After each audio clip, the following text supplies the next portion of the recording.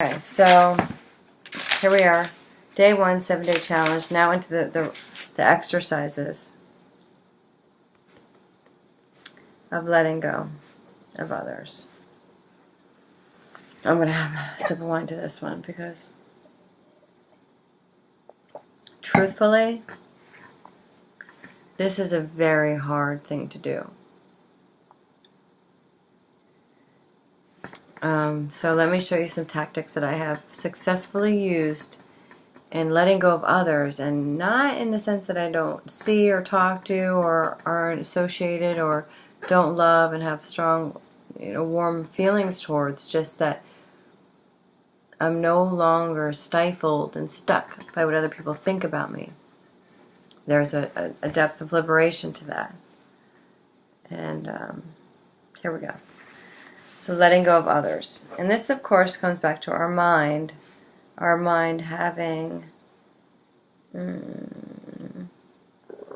some regrettable tendencies. Isn't that a nice way to put it? Regrettable tendencies our mind has sometimes. In overthinking and overanalyzing and just regurgitating the same BS, right?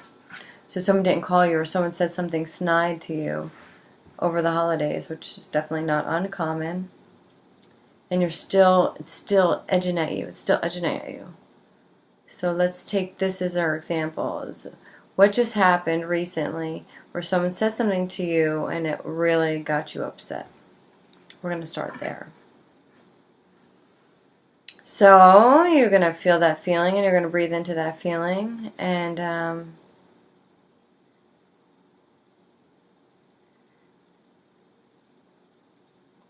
I'm going to give you a couple of choices of how to initiate the process of releasing. Because when you have an initial thing or episode, that's your portal into releasing the larger part of it. So you have somebody was nitpicky to you or said something snide or wanted to put you into a box of where they felt comfortable. Because unfortunately the reality is as you start growing and expanding and choosing to be in your light, there's always these time lapses of when things are going to be reflecting the same way around you. So you're going to find that you're still going to be around people that may not be very supportive to your evolution because they'd be either intimidated by it or lose their grounding or bearings by it, and or just are in a state of disbelief in their own selves, and they're just reflecting that in how they're dealing with you. So this is why this letting go of others is so important, because it's just all this mental insanity, because you're not really letting go of anybody, because no one's even really there anyway. They're so busy in their own head. So everyone's busy in their own head thinking that somebody else is busy about them, but they're really just busy about their own head. So that's the fallacy there. When you're identifying a situation that caused you discomfort or pain or confusion, number one, the way that we take back our power is we say, yes, I understand that this person said that to me, but I still am allowed to choose how I feel about it. And if you're still feeling the angst about it, there is a residue of a potentiality of a perception there, a warranted perception there, that you yourself have to deal with. So they're just bringing something to your surface that you have to let go of. The feeling that arose because of the way that they said something or treated you, so it's this actual discomfort within yourself that you need to bring to the light to release. So this is how we shift disempowerment to empowerment. Okay? And as we are bringing up this truth within ourselves, which probably is spawned from childhood, probably surrounds some feeling of worthlessness or feeling of failureness or shame or guilt, usually these negative lower vibrations will come up and we think, oh my God, I can't believe I feel this way. And meanwhile, you're not alone, but you're taking the steps and the action to change it, to heal it, to release it. So this is where your communion with other people is instrumental in your evolution. So as we take accountability in ourselves for what we're feeling, when we're letting go of other people, we're not letting go of them and our care or love for them. We're letting ourselves be in a state of accountability for our feelings.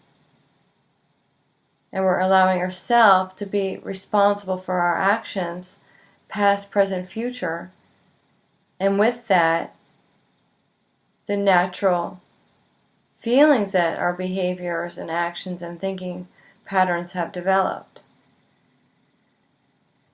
So from this moment on, be very conscious of every word, thought, action, deed that you're doing or you've done. There's no excuses to not live a righteous life. There are none. You have to do right by yourself, by everything around you. You have to do your best and acknowledge where you've made mistakes. And this is definitely part of letting go, because if you're not causing anybody pain, then they're not going to be bringing it back to you in your forefront.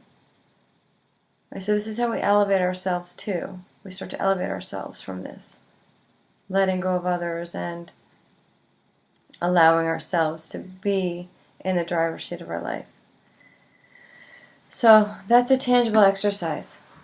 We're shifting the energy force from what somebody said to acknowledging that something inside of us is telling us that we need to acknowledge and heal some pain that we perpetuated and or were victimized by.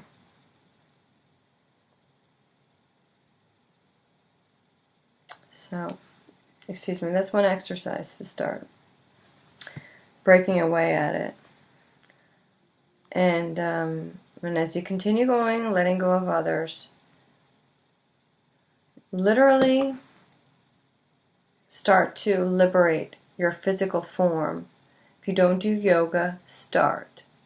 At least start stretching. Start stretching, and you're literally releasing some tensions from your muscles by doing so, and some memories from your muscles by doing so. And of course, some calcium deposits and other things from our physical form that, we're not really meant to be eating. So always letting go of others really also means creating a wholesome diet, plant-based, rich in plant-based foods, because that takes you away from the sick animal production cycle and these really chemical-induced foods, because it's hard to let go from this insanity while still being perpetuating it in what you're consuming. So keep note of that. Keep note of that.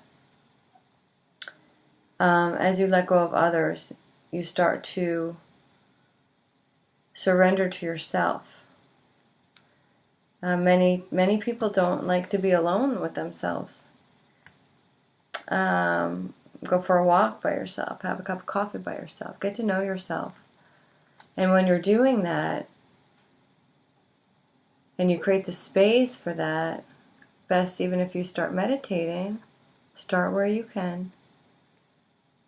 And you can start meeting God through yourself.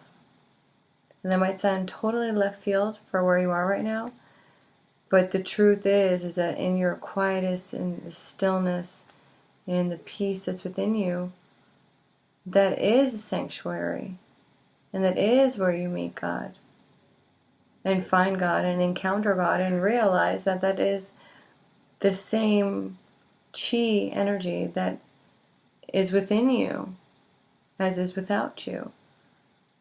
So, a little esoteric tonight, but this is not easy to let go of other people's opinions and judgments and and sayings, and shifting it to staying in a state of accountability for your feelings and acknowledging that you've made mistakes and that's okay. You forgive yourself for things that you've done wrong. You forgive what other people have done wrong to you.